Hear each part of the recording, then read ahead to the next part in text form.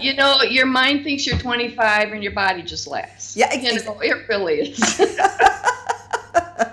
I mean, see, I'll think, oh, I could do this, and I'll go do this, and I'll go like, my body will go like, really? really. Oh, no, we're not doing that. Did you push record?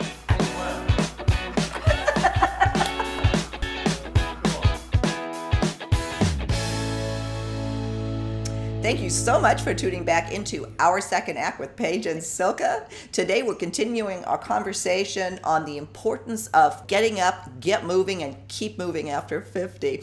And really happy to welcome Julie Luedtke to our expert segment. Julie, welcome to the show. Thank you. Thank you for having me. You're like the perfect guest for today. You are a certified personal trainer who specializes, of course, working with people of our generation, those of us in our second act of life. And you're the author of I've Fallen and I Don't Want to Get Up. Of course, all of us remember that line from what commercial was that? Wasn't that Where's the Beef or something? No, Well, it was the whole thing. I think it was I've fallen and I Monitor. can't get up. And so Yeah. I guess you've modified that. I modified that a little bit. That's probably trademarked. But the book, of course, speaks to a lot of people, after 50, that when those aches and pains start hitting, and maybe they weren't active to begin with, they've kind of given up. So why did you write the book, and why is it different? Well, this book is really important because I teach an exercise class for adults over the age of 55. And so they were, like moaning and groaning and, well, I can't do this and I can't get up off the floor and all these other things. So we started modifying things.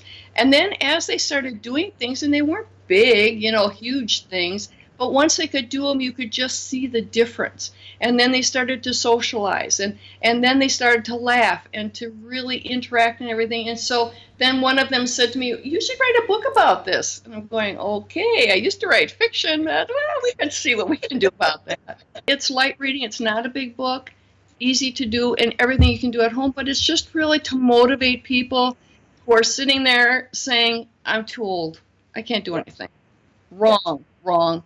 Julie, there's a lot of people watching who are like at the onset of their second act, maybe going through that transition and waking up after 50 and go, oops, what's happening? How do you psychologically deal with it? I mean, it's hard sometimes. Oh, it is. And, I think that one of the good things is that at least menopause and the changes are so much more open now. They weren't, 20, 30 years ago. I mean, I was one of the first people who said, yeah, I'm going through menopause. What do you want? And people go like, oh, really? You tell people that? Well, it's a fact of life. What are you going to do? But I think the hardest adjustment really is the mind-body connection. I'm not 25. I'm not even 50 anymore. But it's getting that mind-body connection together and really loving yourself. And one of the things that's in this book that's important, I think, for any age is joy. Just one yes. Do something positive for yourself. We're so used to giving and doing for everybody else. This is such a great stage of life to say, no, it's all about me. Which really kind of leads us to the second point of our conversation that I wanted to ask you about, and that is, for the population that I consider myself among too, I've been fit all my life, and now I'm starting to all of a sudden feel more and more, my body isn't quite wanting to go along with what I want to do. Your mind thinks you're 25 and your body just laughs. Yeah, it really is. I mean, I'll think, oh, I could do this, and I'll go do this, and I'll go like, my body will go like, really? Really? Oh, no, we're not doing that. So we shouldn't hang ourselves when that happens. And, there is an important connection between mind and body, but there are times when they don't connect so well. Yeah. That's one of them. And so I've been active all my life, too, and that really does take a toll on you. Knees and hips and shoulders, all that kind of stuff. But the important thing is to listen to your body. And that's the hardest thing to do if you've been active all your life. The hardest thing to do is to listen. You need more recovery time. You used to be able to just go and never bother. Now you need recovery time. There's just different things like that are really important, but don't stop. Don't stop. Well, and you're the perfect example. I mean, you're very proud to admit that you're 73 now, I believe. No, only two, Oh, 72. oh, I thought you were 73. No, 72, that's okay. Am I making you older? It's all right. When you're 70, it's potato. I might be 75. Who cares? Still got 6 months. That's funny. But you proudly admit that you're in your very early 70s.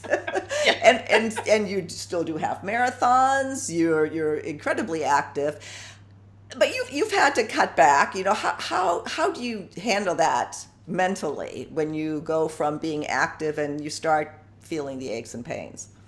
Well, and mentally, it's the hardest thing. It really is, because I've been active all my life, and that does tend to take some wear and tear on your body. But I'm not about to just sit around. I would make a terrible patient, and so I don't sit around well. So what I really do is, and what I had to do, and this is the hardest thing, is modify. And my mind says I'm 25, and my body laughs at me and says, yeah, right, we're not doing it anymore. And so you have to modify it. When you modify it, instead of doing a full marathon, I'll do half marathon, or I'll do a 10K. It's how I feel. You really have to listen to your body so much more than you did before 50. Yeah. You have to listen, and you have to be realistic. You need more recovery time. Maybe you can't run 8-minute miles. Maybe you run 10-minute miles. Maybe you walk and run. Have to be realistic, because you want to keep going.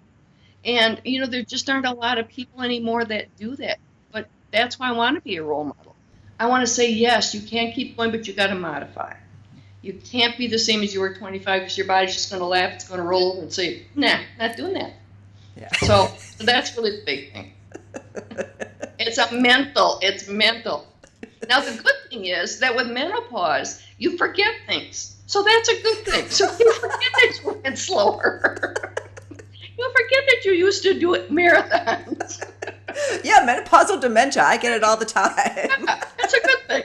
There's nothing wrong with that. Well, Julie, you're very funny, and that's I think that's part of the secret, really, is to aging happy and healthy, is laughter. I think you said in your book, even if it's fake laughter, just try it; it'll make you feel better. Well, absolutely.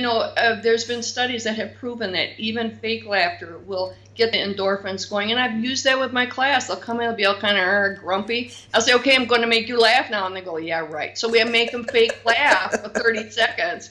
And then by that time, well, they're kind of chuckling and stuff, and then they're ready to really exercise. And it's really all about gratitude and joy. I mean, in the book, it's all about joy. Just one yes. Just one yes a day of something you're doing for yourself, because that's another thing that's really hard after 50. You've been doing for other people all your life, and now it's really important to be selfish and to do it for you. Just one yes every day. Well, you've given us a whole bunch of great advice. Obviously, I will link to your book to, I encourage anybody to pick it up, especially if you think that you're too old to get moving, or you need to get moving, or you do and you're not doing it. Pick up Julie's book. It'll get you up. And then, do the fake laughter and you're on your way. Absolutely. So in closing, is there anything else you want to leave our audience with? Really just joy. It's a zest for life. And just because you hit 50, you could have another 50 years to go. Do you want to really sit around for 50 years and moan and groan? I remember my grandmother was in her 80s, and she sat there with a purse in her lap for like 10 years waiting for the Lord to take her home. Do you know what she could have done in those 10 years? That's horrible. It is. And when I think about that, and I think, no, we have got so much to offer. We have got experience. We have got enthusiasm. We have got so much to offer. To sit there and say my life is over, no, not happening. No. Go for it. Joy. Enjoy. Well, Julie, thank you for writing the book and putting out, such great information. I know it's going to help a lot of people, and I'm happy to help spread the word for you. So thank you for joining us, and we hope to see you soon again on another episode of Our Second Act with Paige and Silka. See you next time. All right. Well, thank you very much for having me. I really appreciate it.